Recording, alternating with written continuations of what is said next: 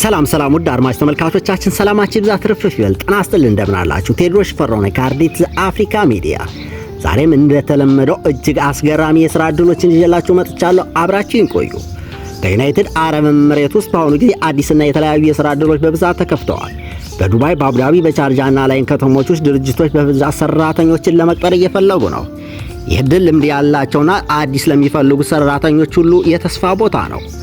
አዲስ የተፈለጉ የሥራ መደቦች መካከልም ኤሌክትሪሻን፣ ፕላምፐር፣ ኤሲ ቴክኒሻን፣ መካኒካል፣ ዌልደር፣ ሲቪል ቴክኒሻን፣ ኮንስትራክሽን ወርከር፣ ዌርሃውስ ሄልፐር፣ ፓከር፣ ዴሊቨሪ ድራይቨር፣ ኮል ሴንተር ኤጀንት፣ ዲጂታል ማርኬቲንግ ኮኦርዲኔተር፣ አካውንታንትና ኦፊስ አሲስታንት ይገኛሉ።